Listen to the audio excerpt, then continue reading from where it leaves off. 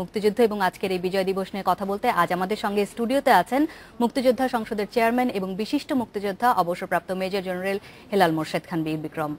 হেলাল মোরশেদ খান, আপনাকে স্বাগত এডিটর স্পিকে। আপনার সঙ্গে আজকে আমরা একটা বড় সময় জুড়ে কথা বলতে চাই মুক্তিযুদ্ধের নানান বিষয় নিয়ে, আপনার অভিজ্ঞতা নিয়ে। তবে তার আগে একটা ছোট্ট বিরতি নিয়ে আমরা ফিরবো। ধন্যবাদ। এডিটর স্পিকে 40 সেকেন্ডে একটা বিরতি নিচ্ছে। বিরতির পর আবারও ফিরে এলাম, দেখছেন এডিটর স্পিক। স্বাধীনতার 43 বছর পার হলেও পাকিস্তান সেনাবাহিনীর আত্মসমর্পণের দলিলটি এখনো নেই বাংলাদেশে। মূল দলিল আর তার একটি প্রতিরূপ রয়েছে ভারতে। এই তথ্য জানেন না খোদ মুক্তিযুদ্ধ বিষয়ক মন্ত্রীও। তবে আত্মসমর্পণের স্মারকটি সংগ্রহের উদ্যোগ নিয়েছে জাতীয় জাদুঘর।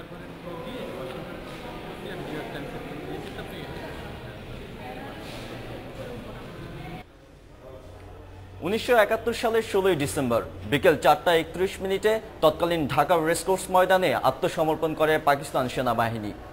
এই টেবিলের উপরেই আত্মসমর্পণ দলিলে সই করেন পাকিস্তানের পক্ষে লেফটেন্যান্ট জেনারেল নিয়াজি আর মিত্রবাহিনীর পক্ষে লেফটেন্যান্ট জেনারেল জগদীপ সিং অরোরা।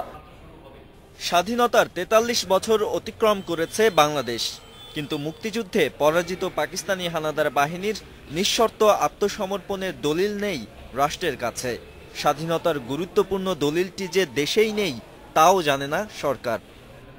সরকারকেও জানা ছিল না যে দলিল নাই, ধরে নিচ্ছে যে স্বাভাবিকভাবে আত্মসমর্পণের দলিল আছে, হয়তো এই ব্যাপার কেউ জানতে চায় না, যেমন আমিও জানতে চাইনি। আত্মসমর্পণ দলিলের মূল কপিটি আছে ভারত সরকারের কাছে। জগজিৎ সিং অরোরার ব্যক্তিগত সংগ্রহে আছে দলিলের একটি প্রতিরূপ।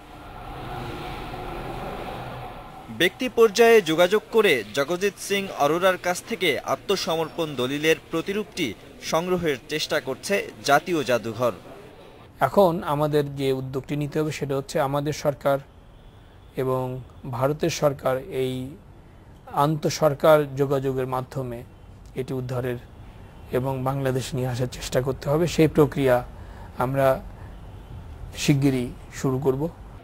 জাতীয় জাদুঘর কর্তৃপক্ষ বলছে সব ঠিক থাকলে আগামী বছরের 16 ডিসেম্বরের আগেই মুক্তিযুদ্ধে পাকিস্তান বাহিনীর আত্মসমর্পণের স্মারক দেখতে পাবে বাংলাদেশের মানুষ।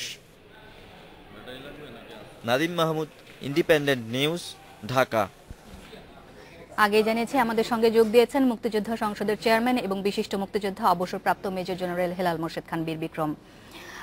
আমরা প্রতিবেদন দেখছিলাম, এই বিষয়টাতে যাব। সবার আগে জানতে চাই, বিজয়ের এত বছর পরে 16 ডিসেম্বর এই দিনটি আসলে আপনার কাছে কিভাবে ধরা দেয়, কিভাবে আপনি আলাদা করেন এই দিনটিকে? ধন্যবাদ আপনাকে। অবশ্যই এটি 43 বছর শেষ হয়ে গেছে, 44 বছরে পদার্পণ করেছে। আমি যখন মুক্তিযুদ্ধ করেছিলাম, পাকিস্তান সেনাবাহিনী থেকে বিদ্রোহ করে বঙ্গবন্ধুর ডাকে 2য় বেঙ্গল রেজিমেন্টের সঙ্গে আমরা যুদ্ধ শুরু করেছিলাম। 19শে মার্চ বিদ্রোহ শুরু হয় এবং 27শে মার্চ আমরা সেটিকে কার্যকর করি বঙ্গবন্ধুর সেই ডাকের পর। তারপরে আমরা চলে যাই ময়মনসিংহ, সেখানে সমাবেশ করি এবং যুদ্ধ শুরু করি পাকিস্তান বাহিনীর বিরুদ্ধে। আমার বয়স তখন ছিল তরুণ, 24 বছরের একজন পাকিস্তান সেনাবাহিনীর লেফটেন্যান্ট পদবীর একজন অফিসার। আমার সেই যুদ্ধের সাথী আমার কমান্ডার ছিলেন তৎকালীন মেজর সফিউল্লাহ, পরবর্তীতে সেনাপ্রধান এবং অন্যান্যরা।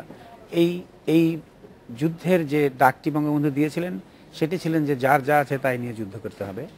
আমরা 2য় বেঙ্গল রেজিমেন্ট পাকিস্তান সেনাবাহিনীর একটি অংশ, ঢাকার 57 ব্রিগেডের অংশ, যেখানে 18 পাঞ্জাব এবং 32 পাঞ্জাব রেজিমেন্ট ছিল, যারা ঢাকার শহরটিকে সেই ধ্বংসের কার্যে তারা অংশ নিয়েছিল। তারই একটি অংশ আমরাও ছিলাম। কিন্তু বঙ্গবন্ধুর ডাকে আমরা বাংলাদেশের স্বাধীনতার জন্য আমরা ডাক সাড়া দিয়ে আমরা বিদ্রোহ করেছিলাম পাকিস্তান সেনাবাহিনীর সঙ্গে এবং যুদ্ধ শুরু করেছিলাম। ওই মুহূর্তটি আমি একজন তরুণ মানুষ হিসেবে, একজন তরুণ কর্মকর্তা হিসেবে, পাকিস্তান সেনাবাহিনীর একজন কর্মকর্তা হিসেবে কোন তাড়নার মাধ্যমে আমি ভেবেছিলাম যে আমি মুক্তিযুদ্ধে আসব, এবং কোন তাড়নাটি তখন কাজ করছিল যে আমাকে বাংলাদেশের জন্য যুদ্ধ করতে হবে। যে ধর্মগ্রন্থ ছুঁয়ে আমরা প্রতিজ্ঞা করেছিলাম যে পাকিস্তানের সংবিধানকে রক্ষা করব এবং পাকিস্তানকে রক্ষা করব, সেই আনুগত্য থেকে বঙ্গবন্ধুর একমাত্র ডাকে আমরা চলে এসে সেই আনুগত্য ঝেড়ে ফেলে আবার যুদ্ধ শুরু করলাম। রক্তের গঙ্গা বওয়ার চেষ্টা করছি আমরা সেই বাহিনীটিকেই, যেখানে আমরা প্রতিজ্ঞা করেছিলাম। বিষয়টি আপনার কাছে খুবই আলাদাভাবে তাড়িত করছে। এটি অতি সত্য যে ওই মুহূর্তে আমি তরুণ বয়সে আমার যারা কমান্ডার ছিলেন বা আমার অধস্তন যারা ছিলেন তাদের মধ্যে একটা অনুপ্রেরণা দেখেছিলাম, সেই অনুপ্রেরণার কারণে যুদ্ধে ঝাঁপিয়ে পড়েছিলাম। কিন্তু ওই মুহূর্তে আমরা কিন্তু কখনোই জানতে পারিনি বা জানতাম না যে যুদ্ধটি কতদিন চলবে এবং যুদ্ধটি শেষ কোনো হবে কিছুই কবে, জানা ছিল না। এবং জীবনের আমরা কি বেঁচে থাকবো কিনা। তার চেয়ে বড় কথা ছিল যে আমাদের একটা অনুভব ছিল সেই সময় যে যুদ্ধ যাই হোক না কেন, আমাদের বেঁচে থাকা হোক বা না কেন, সেটি বড় বিষয় নয়, জয়ী হতে হবে, এটি ছিল তখনকার একমাত্র ইচ্ছা। সেই সময়কার আরো অনেকগুলো বিষয় আসলে আমরা জানতে চাই আপনার কাছে। তবে একটু প্রতিবেদনের প্রসঙ্গে আসি, যেখানে বলা হচ্ছে যে আমাদের 1971 সালে বিজয়ের যে দিনটি ছিল, সেই দিনটিতে যে আত্মসমর্পণের যে দলিল, সেই দলিলটি এখন পর্যন্ত আমাদের হাতে নেই। এত বছরেও আসলে আমরা আমাদের হাতে কেন রাখতে পারলাম না? এটির প্রধান কারণ আমি বলবো যে একটি কথা আমি শেষ করতে চাই, সেটি হলো মুক্তিযুদ্ধের চেতনার যে সরকারটি যেটি থাকার কথা ছিল এত বছর, বঙ্গবন্ধুর মৃত্যুর পর এই চেতনাটি ভুলণ্ঠিত হয়ে যায়। যে এরপরে যে সরকাররা এসেছে তারা মুক্তিযুদ্ধকে সেভাবে দেখেনি বলেই মুক্তিযুদ্ধের প্রতি তাদের সেই হৃদয়ের অনুপ্রাণিত হওয়ার যে অনুভূতিটি, সেটি না থাকার কারণেই এটিকে প্রায়োরিটি বা অগ্রাধিকার দেয়নি যে মুক্তিযুদ্ধের আত্মসমর্পণের দলিলটি আমাদের প্রয়োজন। কিন্তু তারপরেও বিভিন্ন সময়ে তো তারা রাষ্ট্র পরিচালনা করেছেন যারা বলছেন যে তারা মুক্তিযুদ্ধের চেতনায় দেশ পরিচালনা করছেন, তারপরেও কেন আমরা যদি সম্ভব হলো হিসাব না? করে দেখি তো 43 বছরের মধ্যে মুক্তিযুদ্ধের চেতনায় দেশ পরিচালনা হয়েছে মাত্র দুইবার। একবার জননেত্রী শেখ হাসিনার প্রথম এবং জননেত্রী শেখ হাসিনার দ্বিতীয়বার। এই দুটি সময়ে অন্যান্য যে কাজগুলি ছিল সেগুলোকে এত বেশি প্রাধান্য দিতে হয়েছে, হয়তো এই বিষয়টি সেভাবে তখন ধরা পড়েনি। কিন্তু এই সরকারই কিন্তু আবার এইবার এসে আবার বুঝতে পেরেছে যে এটির প্রয়োজন আছে এবং এটি নিয়ে আসা হবে, এবং সরকারের ধারাবাহিকতা রক্ষার কারণেই এই যে এখন এই চেতনাটি জেগে উঠেছে যে এটি একটি ইম্পর্টেন্ট ব্যাপার। যেমন মুক্তিযুদ্ধের অনেক ফেসাইটস আছে, সেগুলোকে তারা প্রায়োরিটি দিয়েছে এবং সেগুলোকে এগিয়ে নিয়েছে।